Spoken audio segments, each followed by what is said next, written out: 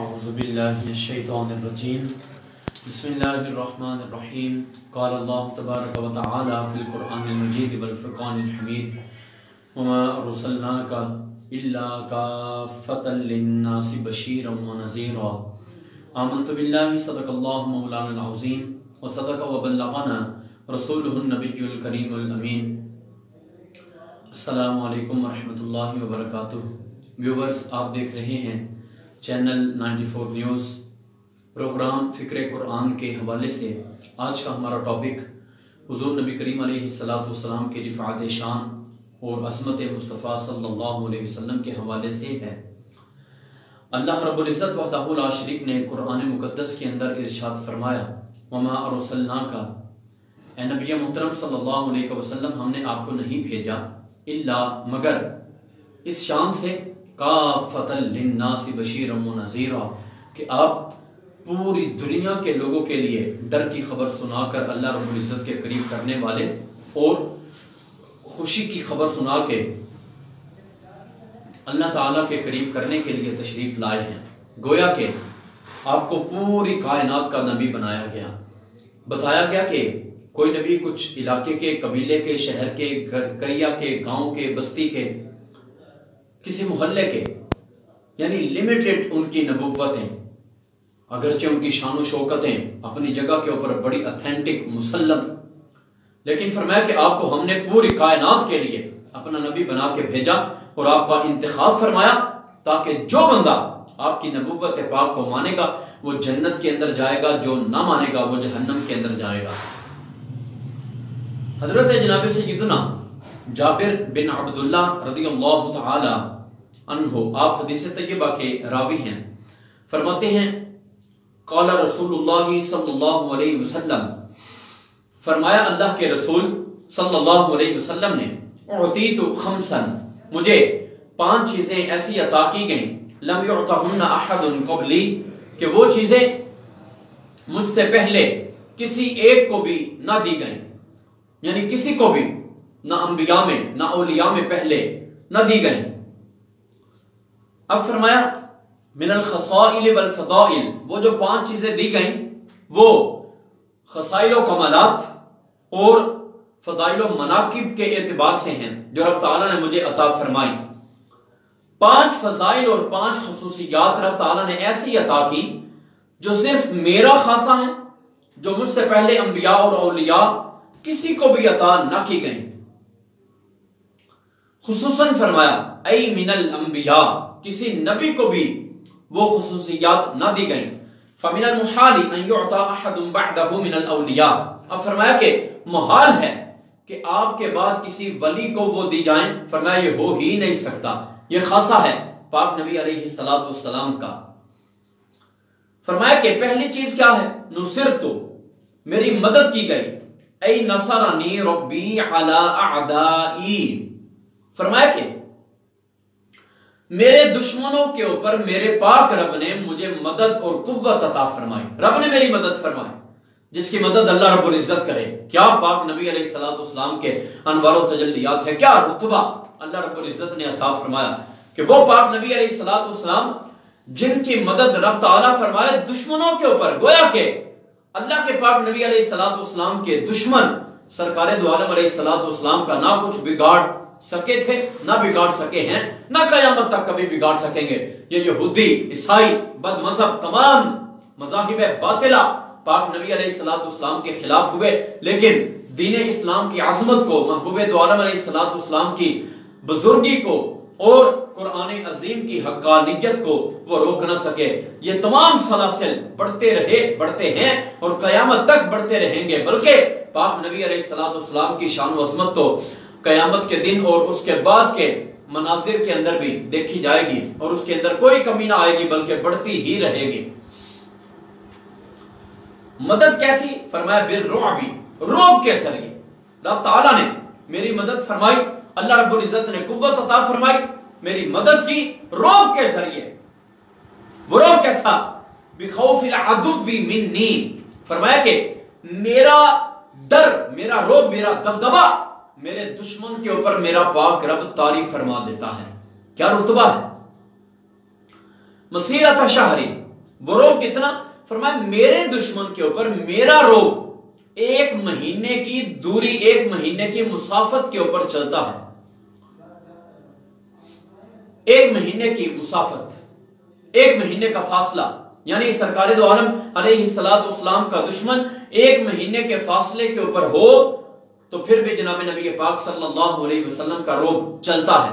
یہ سرکار دو عالم علیہ السلام آپ کا روب ہے، آپ کا خوف، آپ کا ڈر، آپ کا روب، آپ کی شان، آپ کی ہیبت، آپ کی عظمت، آپ کی جلالت جو رب تعالیٰ نے آپ کو عطا فرمائی. اب ارشاد فرمایا کہ یہ ڈر اور روب چلتا ہے، یہ چلاتا کون ہے؟ وَقَدْ أَوْقَعَ اللَّهُ تَعَالَى فِي قُلُوبِ أَعْدَاءِ النَّبِيِّ صلی اللہ علیہ وسلم الخوف منه. فرمایا حضرت جناب ملا علی قاری مکی حنفی نے کہ یہ ڈر اور یہ روب اللہ رب العزت نے اپنے پاک نبی علیہ السلام کے دشمنوں کے دلوں کے اندر ڈال دیا ہے. فَإِذَا كَانَ بَيْنَهُ وَبَيْنَهُ مَسِيرَةُ شَهْرٍ، اور فرمایا کہ جب حضور اور اس بندے کے درمیان، حضور کے دشمن کے درمیان 1 مہینے کا فاصلہ ہو، رب تعالیٰ وحدہ لا شریک اس بندے کی ذات کے اوپر اتنا روب طاری کر دیتا ہے، ہابو وفزعوا منہ، وہ بندے جزا فضا کا اظہار کرتے ہیں ان کی ذاتوں کے اوپر.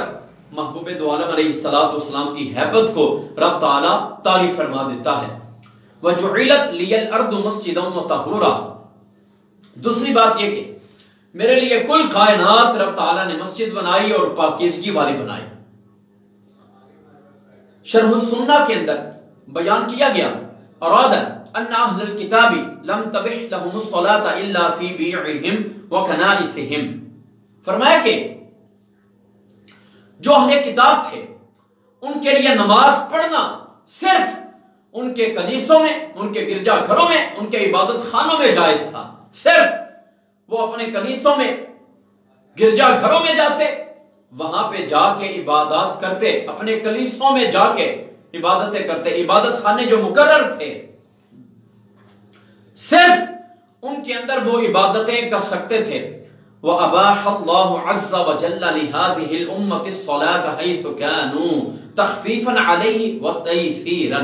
فرمایا کہ اس امت کے لیے، امت محمدیہ علی صاحبها الصلاۃ والسلام، ان لوگوں کے لیے رب تعالیٰ نے پوری زمین کو مسجد بنا دیا. وہ جہاں بھی ہوں وہ نماز پڑھ سکتے ہیں.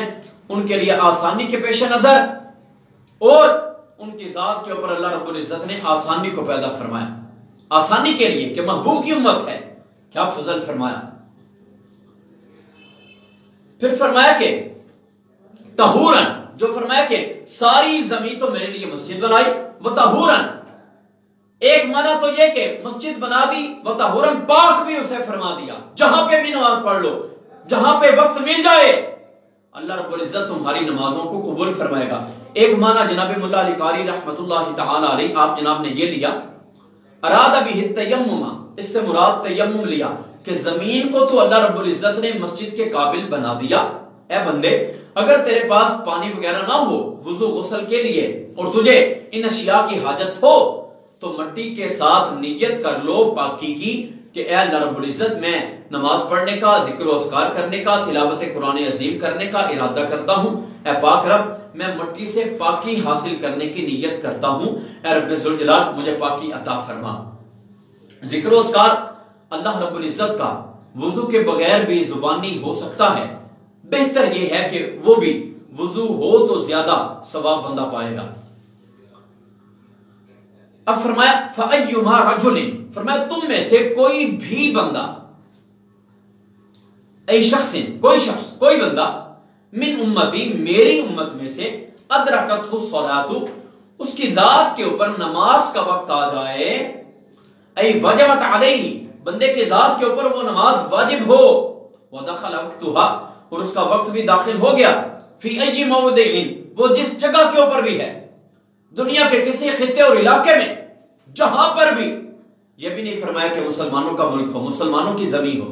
فرمایا جعلت لی الارض مسجدا وطہورا، پوری دنیا کی زمین جہاں کہیں بھی ہو، امریکہ میں، یو کے میں، جرمن میں، ڈنمارک میں، آسٹریلیا میں، آسٹریا میں، اسکاٹ لینڈ میں، جہاں کہیں بھی پوری دنیا میں، اے بندے تجھے وقت مل جائے، نماز کا وقت آ جائے، وقت اس کا داخل ہو گیا اور نماز تیری ذات کے اوپر واجب ہو گئی، فلیصلی، فرمایا اس نماز کو پڑھو، نماز کو ادا کرو۔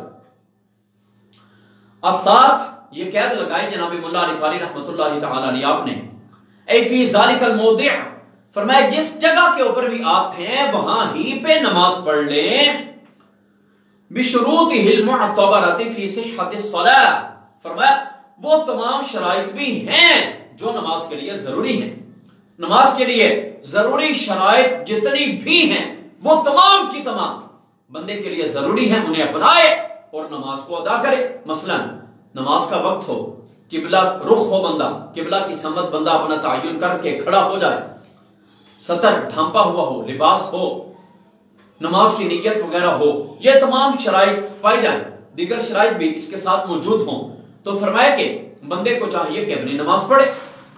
وَأُحِلَّتْ لِيَ الْمَغَانِمْ، ایک روایت کے اندر غنائم، میرے لیے رب تعالیٰ نے غنیمتوں کو حلال فرمایا۔ غنیمت وہ مال جو کفار کے ساتھ لڑائی کے بعد حاصل ہو، کافر وہ مال چھوڑ کے چلے جائیں، اللہ رب العزت اپنے محبوب کے پیاروں کو وہ مال عطا فرمائے۔ فرمایا یہ مال غنیمت میرے لیے رب تعالیٰ نے حلال فرمایا۔ مال غنیمت، اس کی تعریف جناب مولا علی قاری رحمۃ اللہ تعالی علیہ آپ نے بیان فرمائی، وَهِيَ الْأَمْوَالُ الْمَأْخُوذَةُ مِنَ الْكُفَّارِ، فرمایا وہ مال جو کفار سے لیا گیا ہو۔ پھر فرمایا وَلَمْ تَحِلَّ لِأَحَدٍ قَبْلِي، فرمایا مجھ سے پہلے، میری ذات سے پہلے، حضور سید الانبیاء والمرسلین سے پہلے یہ مال غنیمت کا حلال ہونا کسی کے لیے بھی نہ تھا۔ تو پہلے زمانے میں کیا ہوتا؟ بل غنائمہم تودع، ان کی غنیمتوں کو رکھا جاتا ایک ڈھیر بنا کے، فتأتی نار تحرقها، پھر آگ آتی اور اسے جلا دیتی۔ ھذا اطلقہ بعض الشراح من علمائنا، فرمایا ہمارے علماء میں سے کچھ شارحین نے اسی طرح یہ بیان کیا کہ پہلے انبیاء کو جو غنیمتیں ملتی انہیں ایک ڈھیر بنا کے رکھ دیا جاتا، آگ آتی انہیں جلا دیتی۔ وقال ابن الملک، علامہ ابن ملک نے فرمایا، اے من قبلنا من الامم، فرمایا ہم سے پہلے جو امتی ہوئی ان کا مال غنیمت کیا ہوتا، کیا اس کا کیا جاتا؟ اذا غنموا الحیوانات، فرمایا جب انہیں جانور بطور مال غنیمت ملتے یا جاندار اشیاء بطور مال غنیمت ملتی، یکون ملکا للغانمین دون الانبیاء، تو وہ غانمین کی ملک ہوتی، انبیاء کی ملک نہ ہوتی۔ فخص نبینا صلی اللہ علیہ وسلم باخذ الخمس والصفی، فرمایا ہمارے پاک نبی علیہ الصلوۃ والسلام کو رب تعالیٰ نے خاص فرمایا خمس لینے کے ذریعے، پانچواں حصہ اللہ اور اللہ کے رسول کا، اس کے ساتھ خاص فرما دیا تاکہ مال جو ہے وہ صاف شفاف ہو جائے۔ بقیہ حصے مجاہدین میں ان کے حصوں کے اعتبار سے، ان کے جہاد کے اعتبار سے تقسیم فرمائے جاتے۔ پاک نبی علیہ الصلوۃ والسلام کبھی کبھار اپنی عطا سے بھی عطا فرماتے۔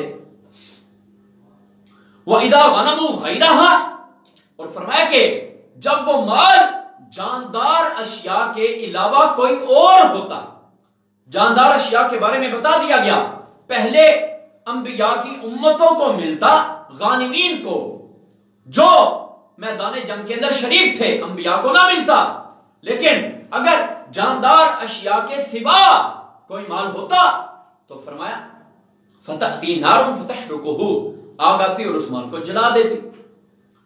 اب فرمایا کہ آگ کے آنے اور جلانے میں حکمت کیا ہے؟ وَلَعَلَّ الْحِكْمَةَ فِي إِحْرَاقِ الْغَنِيمَةِ تَحْصِيلُ تَحْسِينِ النِّيَّةِ وَتَزْيِينِ الطَّوِيَّةِ فِي مَرْتَبَةِ الْإِخْلَاصِ فِي الْجِهَادِ، فرمایا حکمت یہ تھی، آگ جب مال غنیمت کو جلاتی تو پتہ چل جاتا فلاں کی نیت اچھی ہے۔ جس طرح کے دو بندے تھے، اپنے اپنے مال کو انہوں نے رکھ دیا، ایک کے مال کو آگ نے جلا دیا، لوگ کہتے تھے جس کا مال آگ جلا جائے اس کے مال کی مقبولیت ہے، یعنی اللہ رب العزت کی بارگاہ میں قبول ہوا۔ اور جس کے مال کو آگ نہ پکڑتی وہ قبول نہ ہوتا. تو پتہ چل جاتا کس بندے کی نیت اچھی ہے, کس کی نیت اچھی نہیں. اور ساتھ ہی یہ بھی پتہ چل جاتا کہ بندے نے اپنے دل کو کتنا سنوارا ہوا ہے, اس کے اندر اخلاص کتنا ہے. جو وہ جہاد کے اندر گیا اس کے اندر کتنا اخلاص ہے, یہ پتہ چل جاتا کہ وہ گیا جہاد کے اندر مال کے لیے گیا یا اللہ کی رضا کے لیے گیا, یہ پتہ چل جاتا تھا. لیکن فرمایا جو پاک نبی کے ساتھ چلے گئے, رب ان کی نیتوں کو نہیں دیکھتا, محبوب کی نسبت کو دیکھتا ہے. رب تعالیٰ انہیں جہاد کا بھی ثواب عطا فرماتا ہے, انہیں مال غنیمت بھی عطا فرماتا ہے. کیا شان عطا فرمائی محبوب دو عالم علیہ الصلوۃ والسلام کے غلاموں کو رب تعالیٰ نے. پھر فرمایا وَأُعْطِيتُ الشَّفَاعَةَ, فرمایا مجھے رب تعالیٰ نے شفاعت کا درجہ عطا فرمایا, مجھے یہ مقام و مرتبہ عطا فرمایا کہ میں مقام محمود کے اوپر فائز ہو کے اپنی امت کے لیے سفارشات اور ان کی شفاعت کے لیے اقدامات کروں.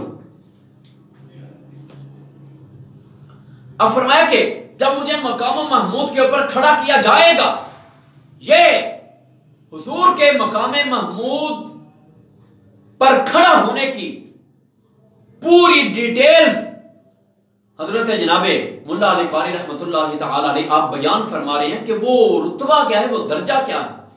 تو فرمایا مقام محمود الذی یغبطہ علیہ الاولون والآخرون, فرمایا یہ وہ جگہ ہے کہ جب اللہ کے پاک نبی کو وہاں پہ کھڑا کیا جائے گا تو سارے اگلے اور سارے پچھلے محبوب دو عالم علیہ الصلوۃ والسلام کی ذات پاک کے اوپر رشک کریں گے, ہر کوئی فخر کرے گا. کیا شان والے پیارے آقا علیہ الصلوۃ والسلام, کیا سید الاولین والآخرین ہیں. فرمایا حضور سے جو پہلے ہو چکے وہ بھی سارے کے سارے, اور جو حضور سے بعد آئیں گے قیامت تک وہ بھی سارے کے سارے حضور کی ذات پاک کے اوپر رشک کریں گے. وَقَانَ النَّبِيُّ صلی اللہ علیہ وسلم يُبْعَثُ إِلَىٰ قَوْمِهِ خَاصًا, اور فرمایا مجھ سے پہلے جتنے بھی انبیاء آئے وہ ایک خاص قوم کی طرف بھیجے گئے. جس طرح میں نے پہلے بھی عرض کیا کہ کوئی نبی ایک شہر کے لیے, قریہ بستی کے لیے, فرمایا کہ مجھ سے پہلے جتنے بھی انبیاء آئے تمام کے تمام انبیاء کو ایک خاص قوم کی طرف بھیجا گیا. وَبُعِثْتُ إِلَى النَّاسِ عَامًّا, اور مجھے تمام لوگوں کی طرف بھیجا گیا, عمومی طور پہ حکم دیا گیا کل کائنات کا. رب تعالیٰ نے مجھے والی بنایا اور نبی بنایا. الى اقوام مختلفہ منہم غیر مختص بقوم من العرب, فرمایا کہ مجھے مختلف قوموں کی طرف بھیجا گیا, عرب کے ساتھ خاص نہیں کیا گیا. میں صرف عرب والوں کا نبی نہیں, پوری دنیا کا نبی رب تعالیٰ نے مجھے بنایا. حضرت جناب علی جو المرتضی, حضرت علی کرم اللہ وجہہ الکریم رضی اللہ تعالی عنہ, آپ کی حدیث طیبہ کے اندر یہ الفاظ بھی ہیں اعطیت ما لم یعطیہ احد من الانبیاء قبلی, فرمایا مجھے رب نے وہ عطا فرمایا جو مجھ سے پہلے کسی بھی نبی کو عطا نہ فرمایا. نصرت بالرعب, رعب کے ذریعے میری مدد کی گئی, دشمن کے اوپر میرا رعب 1 مہینے کے مسافت کے اوپر. وَأُعْطِيتُ مَفَاتِحَ الْأَرْضِ, اور زمین کے سارے خزانوں کی چابیاں رب تعالیٰ نے مجھے عطا فرمائی. اللہ رب العزت کے غیب کے خزانوں کی چابیاں میرے دستے قدرت کے اندر, جس کو جب چاہوں جتنا عطا فرما دوں. فرمایا میرے پاس اللہ رب العزت کی عطاؤں کی کمی نہیں ہے. وَسُمِّيَتْ أَحْمَدُ, اور میرا نام احمد رکھا گیا.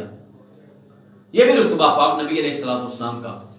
قرآن عظیم کے اندر اللہ کے پاک نبی علیہ الصلوۃ والسلام کا اسم شریف محمد صلی اللہ علیہ وسلم 4 مرتبہ لیا گیا, اور ایک بار آپ کا نام احمد آیا صلی اللہ علیہ وسلم. وَجُعِلَ لِيَ التُّرَابُ طَهُورًا, اور فرمایا میرے لیے رب تعالیٰ نے مٹی کو پاکیزہ بنا دیا کہ مٹی بھی میری امت کے لیے جب وہ مٹی سے پاکی حاصل کرنے کی نیت کر لیں انہیں پاک صاف بنا دیتی ہے. وہ وضو وغیرہ ان کا اسی میں ہو جاتا ہے, وہ عبادت کے قابل ہو جاتے ہیں, وہ تلاوت قرآن عظیم کرنے کے قابل ہو جاتے ہیں, وہ نمازیں پڑھنے کے قابل ہو جاتے ہیں. وَجُعِلَتْ أُمَّتِي خَيْرُ الْأُمَمِ، اور فرمایا میری امت کو رب تعالیٰ نے بہترین امت بنایا، ساری امتوں کی سردار امت رب تعالیٰ نے میری امت کو بنایا۔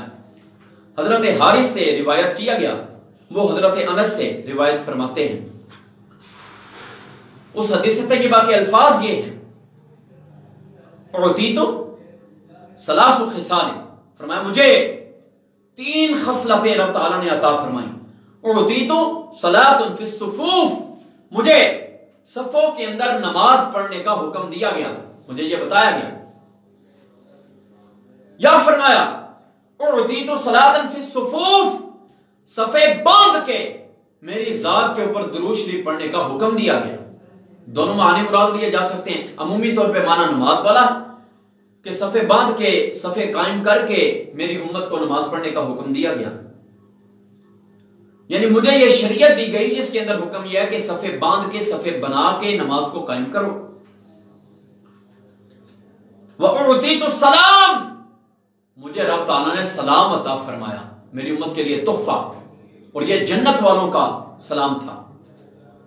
خود فرماتے ہیں وَهُوَ تَحِيَّةُ أَهْلِ الْجَنَّةِ، یہ سلام کرنا، سلام کہنا، سلام کا جواب دینا، یہ جنت والوں کا تحفہ ہے۔ وَأُعْطِيتُ آمین، اور مجھے آمین بھی عطا کی گئی، آمین مجھے عطا کر دی گئی، میری امت کو عطا کی گئی۔ وَلَمْ يُعْطِهَا أَحَدٌ مِّمَّنْ كَانَ قَبْلَكُمْ، اور فرمایا کہ تم سے پہلے جتنے بھی ہوئے کسی کو بھی آمین نہ دی گئی۔ یہ رب تعالیٰ نے میری امت کو آمین کہنا عطا فرمایا، جس کے اپنے معنی ہے اے اللہ ہماری دعا کو قبول فرما۔ فرمایا یہ آمین کے الفاظ اللہ رب العزت وحدہ لا شریک نے صرف میری امت کو عطا فرمائے، مجھ سے پہلے کسی کو بھی عطا نہ کیا گئے۔ الا ان یکون اللہ اعطاها ہارون، فرمایا صرف رب تعالیٰ نے حضرت ہارون علیہ نبی جناب علیہ السلام کو یہ کلمات عطا فرمائے۔ فإن موسیٰ كان يدعو ويؤمن ہارون، فرمایا کہ حضرت موسیٰ علیہ نبی جناب علیہ السلام آپ دعا مانگتے اور حضرت ہارون علیہ نبی جناب علیہ السلام آمین کہتے۔ دونوں بھائی ہیں، دونوں اللہ رب العزت کے برگزیدہ پیغمبر۔ حضرت موسیٰ علیہ نبی جناب علیہ السلام اکثر دعا فرماتے، اور حضرت ہارون علیہ نبی جناب علیہ السلام عمومی طور پہ آپ کی دعا مانگنے کے اوپر آمین کہا کرتے، اور رب تعالیٰ بالیقین ان بزرگوں کی دعاؤں کو قبول فرماتا۔ اسی طرح حضرت جناب سیدنا ابو ہریرہ رضی اللہ تعالی عنہ، آپ کی ایک حدیث طیبہ کے اندر اس طرح بھی موجود ہے، فرماتے ہیں اللہ کے پاک رسول صلی اللہ علیہ وسلم نے ارشاد فرمایا فضلت علی الانبیاء بست، مجھے تمام انبیاء کے اوپر 6 چیزوں کے ذریعے رب تعالیٰ نے فضیلت عطا فرمائی۔ اعطیت جوامع الکلم، فرمایا مجھے جوامع الکلم عطا کیے گئے کہ الفاظ تھوڑے مفہوم بڑا وسیع، جس طرح کے سرکار دو عالم علیہ السلام نے فرمایا والمستشار مؤتمن، فرمایا جس بندے سے مشورہ طلب کیا جائے وہ بندہ امانت دار ہے۔ جس طرح کسی کے پاس امانت رکھی جائے، امانت کے اندر خیانت کرنے کا اسے کوئی حق نہیں ہے، اسی طرح جس بندے سے مشورہ طلب کیا جائے وہ مشورہ دینے میں بھی امانت دار ہونا چاہیے، مشورہ دینے میں خیانت نہ کرے، اپنے بھائی کو برا مشورہ نہ دے، صحیح مشورہ دے سکتا ہو تو دے، پوری طرح سے اس کے حقوق کا خیال رکھے، اور اگر مشورہ صحیح نہیں دے سکتا تو خاموش رہے، غلط مشورہ نہ دے۔ یہ بات ظاہراً چھوٹی ہے، لیکن قرآن پاک نے فرمایا وَشَاوِرْهُمْ فِي الْأَمْرِ، اے لوگوں اپنے معاملات میں، اپنے امور میں مشاورت کرو۔ رب تعالیٰ کا حکم ہوا کہ اچھے رہو گے، بھلے رہو گے، بعد میں پچھتاوا نہیں ہوگا، مشورہ کر کے چلے ہو۔ تمام اشیاء کو بیان فرمایا۔ اب جب رب تعالیٰ نے فرمایا کہ مشورہ کرو تو کتنا بڑا ہے یہ مشورہ کرنا، اب فرمایا جس سے مشورہ لیا جائے وہ امانت دار ہے، وہ امانت کرے گا، سچا مشورہ دے گا، ٹھیک مشورہ دے گا، غلط اور باطل راستے کے اوپر نہ چلائے گا۔ پھر فرمایا وَنُصِرْتُ بِالرُّعْبِ، روب کے ذریعے میری مدد کی گئی۔ وَأُحِلَّتْ لِيَ الْغَنَائِمُ، غنیمتیں رب تعالیٰ نے میرے لیے حلال کی، وَجُعِلَتْ لِيَ الْأَرْضُ مَسْجِدًا وَطَهُورًا، میرے لیے تمام روئے زمین کو مسجد بنایا گیا، اسے پاک صاف کیا گیا۔ وَأُرْسِلْتُ إِلَى الْخَلْقِ كَافَّةً، مجھے رب تعالیٰ نے پوری مخلوق کے لیے کافی بنا کے بھیجا، میری رسالت پاک کافی ہے پوری دنیا کے لیے۔ اے لوگوں، جس کے پاس میرا پیغام پہنچ جائے وہ میری ذات کے اوپر ایمان لائے۔ آج یہودی عیسائی بدبخت ہیں کہ اللہ کے پاک نبی علیہ السلام کے نبوت پاک کو سچا مان کے بھی ان کی ذات پاک کے اوپر ایمان نہیں لاتے۔ فرمایا میں کل کائنات کا نبی، پوری دنیا کے اوپر رب تعالیٰ نے مجھے نبوت، سلطنت، اقتدار اعلیٰ عطا فرمایا۔ وختم بی النبیون، اور رب تعالیٰ نے نبوت کا سلسلہ میری ذات کے اوپر مکمل فرما کے مجھے خاتم النبیین بنایا، ختم نبوت کا تاج میرے ماتھے کا جھومر بنایا۔ کیا شان و عظمت مصطفیٰ کریم علیہ السلام کی۔